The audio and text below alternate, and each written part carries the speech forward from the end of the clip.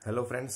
इस वीडियो में हम बात करने वाले हैं जो आरआरबी क्लर्क का मेंस का एग्जाम हुआ था उसकी एक्सपेक्टेड कट ऑफ कितनी जा सकती है। तो फ्रेंड्स सबसे पहले हम बात करते हैं जो इस बार का जो जीए सेक्शन आया था और कंप्यूटर सेक्शन वो जो है काफी टफ पूछा गया था। तो टफ में हम बात करें तो इतना मतलब जैसे क्लर्क का एग्जाम होता है तो क्लर्क के एग्जाम में ऐसी जीए बिल्कुल भी अनएक्सपेक्टेड बिल्कुल जीए आपकी आई थी। जैसा कि हमें लग रहा था कि जो आईबीपीएस पीओ मेंस का एग्जाम था उसमें डायरेक्ट क्वेश्चन आपके पूछे गए थे। तो इस बार इसमें ऐसा कुछ भी नहीं था। काफी क्वेश्चन तो आपके ऐसे थे जो मार्च अप्रैल से भी पूछे गए थे और कुछ ऐसा था जो बिल्कुल बैंकिंग के डीपली जाके पूछा गया था। तो मुझे ऐसा बिल्कुल भी नहीं लगा कि जीए बिल्कुल इजी थी, क्योंकि मैंने पिछली बार भी जो एग्जाम दिया था तो मेरे इसमें जो मार्क्स आए थे वो 28 के अराउंड थे। एग्जैक्ट फिगर मुझे याद नहीं है। उस वक्त यूपी की कट ऑफ जो मैंने अप्लाई किया था यूपी की कट ऑफ गई थी 135 पॉइंट समथिंग मार्क्स थी। तो इस बार जो जीए था और कंप्यूटर था वो बिल्कुल अनएक्सपेक्टेड था। कंप्यूटर में भी आपका ऐसा कंप्यूटर में क्वेश्चन पूछे हुए थे जिसमें आपको पर क्वेश्चन पढ़ने में जो है आपको काफी टाइम लग रहा था। मुझे लगता है मेरा 15 से 16 मिनट जो है कंप्यूटर के क्वेश्चन पढ़ने में चले गए। वो मेरे जो अटेम्प्ट्स में हुए सिर्फ 28 अटेम्प्ट हुए कंप्यूटर सेक्शन में, जिसमें से मुझे लग रहा है 21 22 मेरे राइट हो गए। बाकी थोड़ा मैंने ऐसे गैस किया, लग रहा था मुझको ऐसे हो सकते हैं लेकिन कंफर्मेशन नहीं था। वो जीए में मेरे 19 क्वेश्चन अटेम्प्ट हुए जिसमें से मुझे 14 आते थे। अब पता नहीं इसमें से कितना सही होगा। तो फ्रेंड्स जीए बिल्कुल अनएक्सपेक्टेड था। तो जीए की वजह से अगर हम देखा जाए प्रीवियस ईयर की बात करें तो प्रीवियस ईयर बिल्कुल डायरेक्ट क्वेश्चन आपके पूछे गए थे करंट अफेयर से। पिछले 3 मंथ्स अगर किसी ने प्रीवियस बार किया था तो उसने अच्छे खासा स्कोर कर लिया था। उसमें जो लोगों के अटेम्प्ट है वो 30+ हो रहे थे। मेरे खुद के मार्क्स जो है 23 थे, जिसमें जो है मैंने अटेम्प्ट 27 28 के अराउंड किए थे। तो मैंने इस वक्त पढ़ा भी सिर्फ 3 मंथ्स का था। इस बार मैंने पूरा 6 to 7 मंथ्स का मैंने पढ़ा हुआ था, लेकिन काफी कम अटेम्प्ट हुए। तो जीए तो काफी डीपली आपकी पूछी गई थी।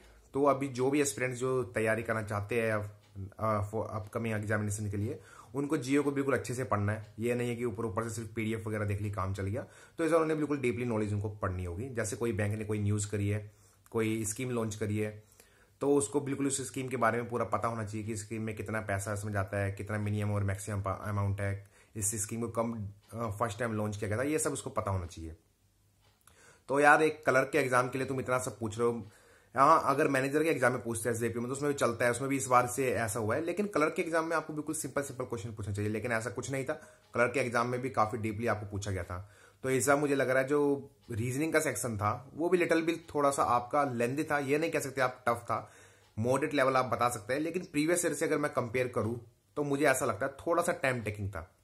और यहीं पे हम डीआई की बात करते हैं मैथमेटिक्स सेक्शन की, तो मैथ्स भी मुझे ऐसा लगा हल्का सा थोड़ा सा आप कह सकते हैं लेंथी था, लेकिन वो भी इजी था। तो हम प्रीवियस ईयर से अगर कंपेयर करें मैथ्स को तो ऑलमोस्ट सेम लेवल का था। रीजनिंग थोड़ा सा आप कह सकते हैं अपर साइड था हल्का सा।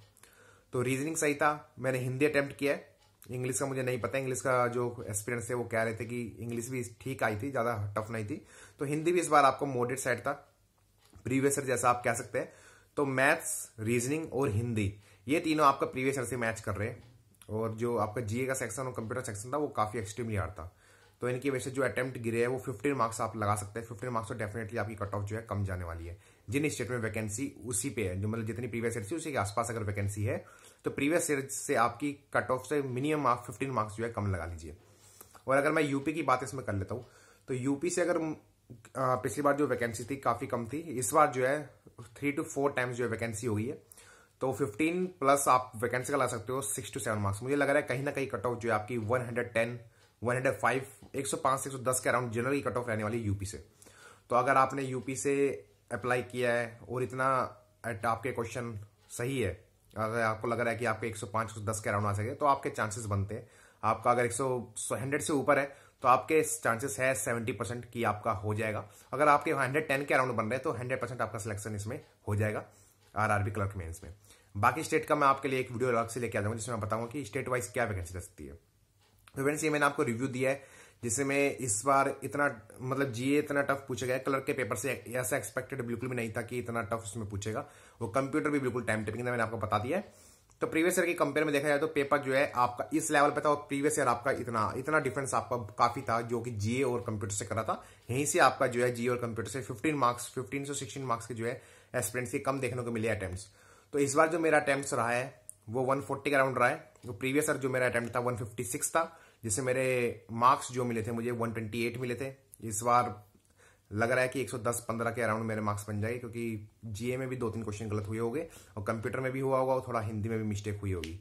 तो फ्रेंड्स, क्योंकि हिंदी और इंग्लिश में तो 100% एक्यूरेसी रहती नहीं है, तो अभी मेरा यही कहना है, जिनके भी अच्छे खासे उन्होंने अटेम्प्ट किए हैं, मतलब 160, 150, तो उनके चक्कर में आप मत पड़िए। अगर आपने एक अच्छा अटेम्प्ट किया है, मतलब 120 के अराउंड अगर आपने अटेम्प्ट किया है विद एक्यूरेसी, तो आपका 100% सिलेक्शन हो जाएगा। अब ये नहीं है कि आपने 160, 170, 150 कर दिया और आपकी एक्यूरेसी बिल्कुल भी नहीं है, तो उसमें आपका सिलेक्शन होने के चांसेस बिल्कुल कम है। तो फ्रेंड्स, मेरा यही कहना है, अगर आपने 120 का अटेम्प्ट किया है जनरल कैटेगरी से, तो आप सेफ जोन में, आप एक्सपेक्ट कर सकते हैं रिजल्ट आपके फेवर में होगा।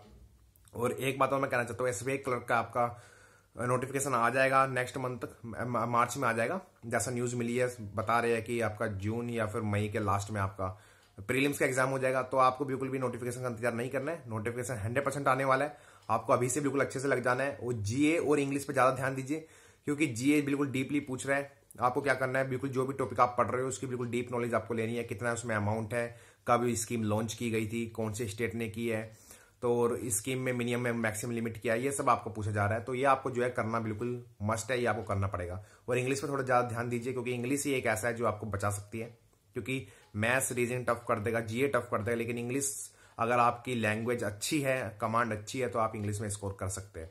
तो फ्रेंड्स, नेक्स्ट वीडियो मैं लेके आऊंगा जिसमें आपको बताऊंगा कि आपको तैयारी कैसे करनी है एसबीआई क्लर्क के लिए। एक बार एग्जाम हो जाए 28 को आपका जो एग्जाम है आईपीएस क्लर्क मेंस, उसके बाद हम तैयारी करते हैं अच्छे से एसबीआई क्लर्क 2021 के लिए। तो फ्रेंड्स, अगर आप वीडियो पसंद आई है लाइक करिए, नहीं पसंद है डिसलाइक करिए और कमेंट्स में बताइए कि आपको किस स्टेट की कट ऑफ चाहिए। Thank you friend, have a nice day.